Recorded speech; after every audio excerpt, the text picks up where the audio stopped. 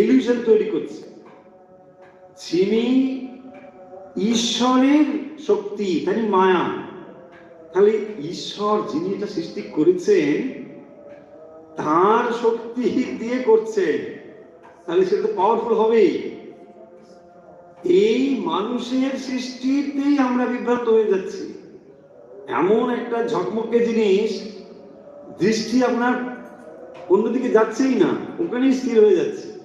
বলছেন যত সময় তোমার দৃষ্টিটা ওর মধ্যে নিবদ্ধ, কোথায়? প্রতিবিম্বে, সেই জন্য তোমার এটা নেগলেক্টেড হয়ে যাচ্ছে, দেখতে পাচ্ছ না?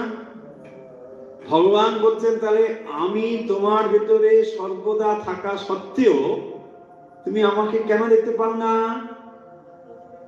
এই জন্যই দেখতে পাও না, তুমি প্রতিবিম্ব দৃষ্টি নিবদ্ধ করেছো, ওটা নিয়ে ব্যস্ত আছো।